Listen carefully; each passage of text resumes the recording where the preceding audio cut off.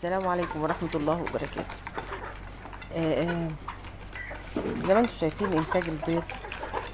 آه، احنا طبعا متفقين ان انت ما بتربي في البيت شوية فراخ بلدي عشان البيت بتبقى عاوزة منهم انتاج البيض، عاوزة توفري احتياجاتك من البيض بدل ما بتشتريه من بره، عاوزة توفريه في البيت. فبالتالي انت عاوزة تحافظي على انتاجية للبيض منتظمة، على بيضة بجودة عالية. يعني ايه جودة عالية؟ يعني بيضة حجمها كبير، مكتملة العناصر، فيها كل العناصر اللي يستفيد بها الجسم، قشرة صلبة، ما بيكونش فيه بيض برشت، وفي نفس الوقت ان عدد البيض يكون مناسب لعدد الفراخ اللي عندك. يعني تلاقي مثلا لو 10 فرخات تلاقي منهم 8 7 بيضات، مش تبقى عندك مثلا 10 فرخات ما تلاقيش غير بيضتين، بيضة واحدة، تلاقي بيض برشت، تلاقي بيض قشرته ضعيفة، بيضة حجمها قليل او صغير.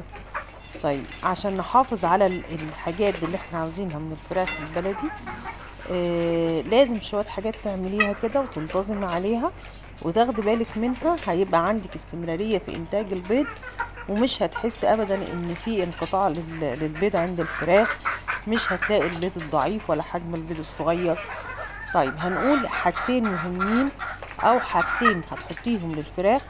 عندك البياضة هتحافظ على انتاجية البيض عندك، هتخلي البيض عندك قشرتها صلبة وقوية، وما يحصلش ان تلاقي البيضة مثلا بيضة برشت عندك او بيضة قشرتها ضعيفة كده. وكمان مش هتلاقي انقطاع. الحاجة التانية هتخلي في استمرارية لإنتاج البيض، ما يكونش فيه انقطاع إن شاء الله دائما للبيض اللي عندك. طيب قبل ما نبدأ نذكر الله، ألا بذكر الله تطمئن القلوب. اللهم صل وسلم وبارك على سيدنا محمد وعلى آله وصحبه أجمعين. اللهم لك الحمد ولك الشكر كما ينبغي لجلال وجهك وعظيم سلطانك. ما شاء الله لا قوة إلا بالله.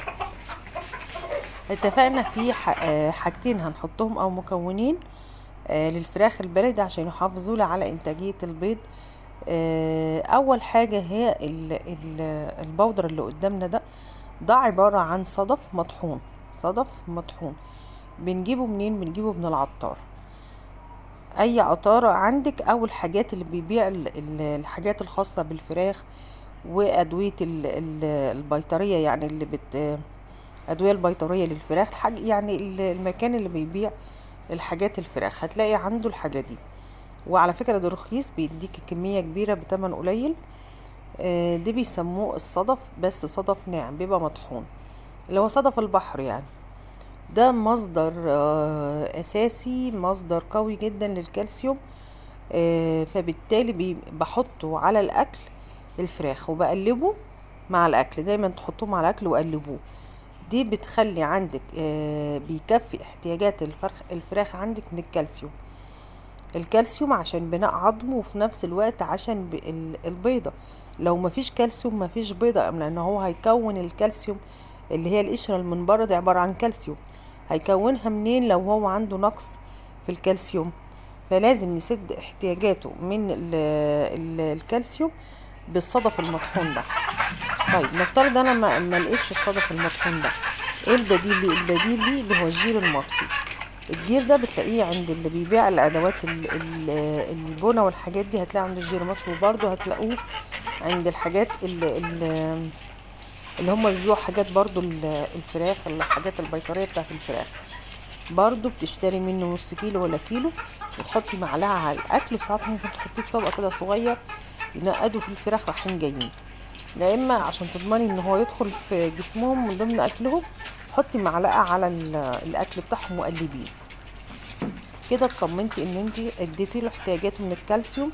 هديك بيضة قوية بقشرة قوية، مفيش بيض بريش، وهتحافظ على انتاجية البيض عندك. بدل ما بتجيب بيضة بريش مش هتستفيدي بيها، لانها هيدوس عليها الفراخ طبعا هتدعك في الارض، فملهاش لازمة. وكمان ممكن ما يبيضش لان هو مش قادر يعمل قشرة البيض. تاني حاجة بقى مهمة جدا بتحافظ لك برضه على انتاجية البيض وعدم انقطاع البيض عند الفراخ البلدي، الخل. هنحط معلقة خل على المية، كل لتر مية نحط عليه معلقة خل. دي مش هيبقى يوميا، ممكن تكوني كده كل يومين 3 تعملي الحركة دي. طب ليه بنحط خل على المية؟ الخل ده بيعمل ان انتي لو اولا طبعا هو مضاد للفيروسات للفراخ، وفي نفس الوقت بيمسح لي الدهون بتاعت الفراخ. يعني لو الدهون عند مخرج البيض موجودة دهون عند مخرج البيض للفراخ البلدي، ده بيمسح لك الدهون، فمش هتكون دهون، فبتحافظي على عدم تكون الدهون في مخرج البيض عند الفراخ ان انت تحطي معلقه خل على لتر ميه كل يومين 3 تعملي الحركه دي. ودايما تحطي ازازه خل كده جنبك كده على السطح او في المكان اللي انت بتربي فيه الفراخ، بحيث ان انت تفتكري كل 3-4 ايام حطي معلقه الخل. حاجات من البيت ومش هتكلفك اي حاجه، بس فعلا بتحافظ عندك على استمراريه انتاج البيض. لان لو سد مخرج البيض عند الفراخ بالدهون، خلاص هي مش هتبيض تاني، انسي انها تبيض تاني. وبتضطر طبعا ان هي تعملي لها علاجات كتير وبتاخد وقت معاكي، وممكن تضطر كمان تذبحيها وتريحي دماغ لو بتحاولي معاها ومش عارفه ترجعيها انها تسيح الدهون اللي عند مخرج البيض. تمام. يبقى احنا من الحاجات اللي احنا هنساعد بيها على استمراريه انتاج البيض معلقه الصدف المطحون ومعلقه الخل، معلقتين مهمين لكل مربي بيربي فراخ او ست بيت بتربي شويه فراخ كده لانتاج البيض في البيت على قدها. المعلقتين دول ما تنسوهمش، هيساعدوا معاكي وهيحافظوا معاكي على انتاجيه البيض باستمرار.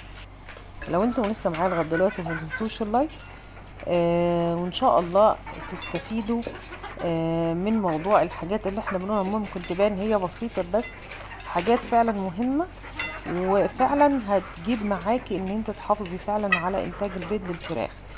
لان الاهمال في تربيه الفراخ كانك ما عملتيش حاجه، بتتعبي وبتتكلفي وبتصرفي، وفي الاخر على حاجات بسيطه ممكن انت تحطيها وتنتظمي فيها هتخليكي تلاقي تعبك وتلاقي مجهودك وتلاقي الصرف اللي انت بتصرفيه. عشان ما ترجعيش تقولي ده انا مربيه الفراخ عندي في اليوم تديني بيضه ولا بيضتين من 10 فرخات، لا انا مش هربي. طب ما انتي مش يعني غافله عن حاجات بسيطه هتخلي الفراخ عندك كويسه وتبيض بيض كويس وعدد كويس يوميا لو اهتميتي بيها، ومش هتكلفك حاجه. وطبعا اي انسان بيربي فراخ في البيت بيكون عنده طولة بال وصبر، وفي نفس الوقت بيلاقي يعني التعب بيلاقيه، هتلاقي مجهودك في الحاجه اللي انتي تعبت عشانها. وربنا يحسن ما بين ايديكم دايما، ودايما تربيتكم للطيور تكون منجزة وموفرة دايما لبيوتكم، وربنا يملى بيوتنا دايما بالخير. السلام عليكم ورحمة الله وبركاته.